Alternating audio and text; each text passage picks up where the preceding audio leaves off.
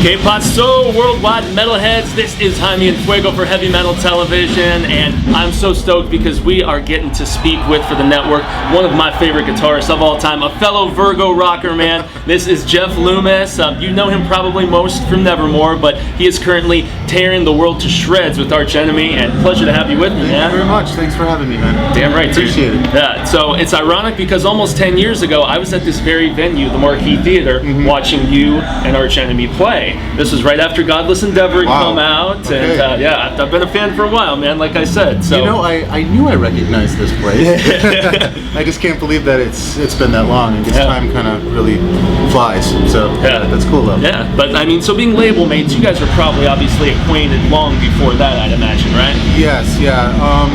When I first initially got asked to be an Arch Enemy back in November, it was kind of a no-brainer for me to say yes, because I've known Michael for a very long time, almost 16 years now.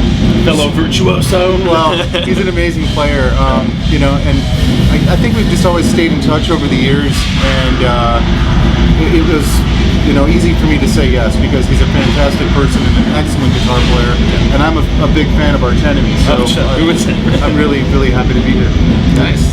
Awesome. So, you know, joining a band as opposed to really leading the proceedings yourself, man. Was there less pressure, or was there more pressure since you guys were acquainted and friends and stuff? Or I mean, what's your thoughts on that? I was a little bit nervous at first, to be honest, you know, because it's like I was always used to being in, like you said, in my own band, you know, with Nevermore, and kind of being a little bit of a conductor in that thing. But of course, I was a little bit nervous. It's a different style of music, I would say, a little bit. Vocally, especially, compared to what we're used to. Yeah, but I think after the first show that we did in France together, if I knew I could get through that, I knew I'd be okay. Got over the initial butterflies. Yeah, and I got over that first initial hill, and then I was able to do it. So very, very cool.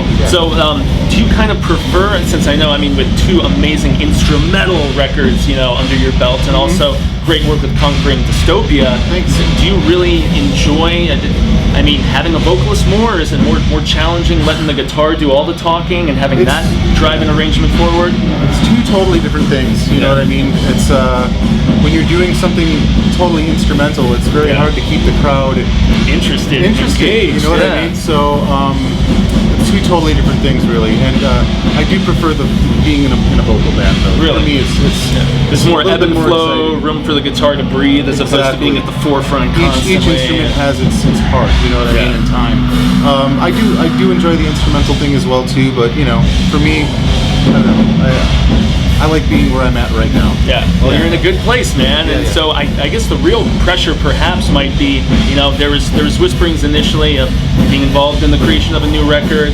I was, you know, as a fan and a, you know, big respecter of both bands, obviously, you know, both Nevermore and your solo stuff and Arch Enemy. I was like, is he just going to be a touring player, or is he actually going to collaborate in the creative process? I mean, like, fully realize that as a supergroup now, especially bringing Alyssa on to sing vocals and stuff like that. Is that the plan, or is it still kind of a to be determined type thing? Or? Well, I mean, at first it was kind of one of those things where they wanted to see if I would actually fit into the band and you know, it's not just learning the music and stuff like that, it's about getting along with everybody too. On tour, right? So after the first initial you know, run, they said yes, they really enjoyed having me in the band, and we all get along great. So the answer to your question is yes, I will be joining them. Excellent. With the songwriting process. So, very exciting, man. So very stoked. So I know that about 10 years ago, when like Gigantour and, you know, stuff like that, you were on there with Megadeth and whatnot. I'd say that was kind of a focal point for metal in general, as far as, I mean, Battle for Ozfest was on MTV, and there were so many different summer tours, from Sons of the Underground to Ozfest to, you know, the aforementioned Gigantour. This is something I was curious about your insights, since you play a lot of European festivals and stuff. Do you think the whole touring metal circus in America is a dying breed, or, I mean, what's your thoughts on that? Well, I mean, that's a hard question to really answer, man. I think you have to look at it in two different ways sometimes. You know, like in Europe, I think there's more of a classic approach where the kid is like always into the traditional forms of metal and how it it grew. Yeah.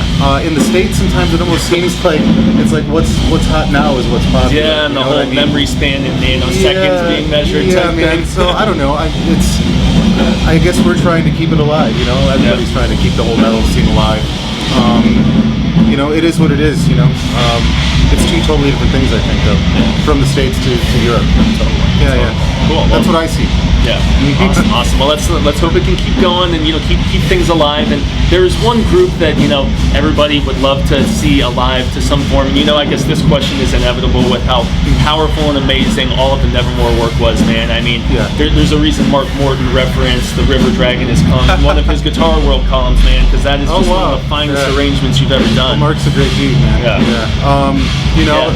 I actually got the chance to talk to Worrell at a Sanctuary show. I interviewed him earlier this year. I got to talk to Van Williams when he was doing the Ashes of Aries show here as well. Cool. And so it was cool to finally have things come full circle and get to speak to you.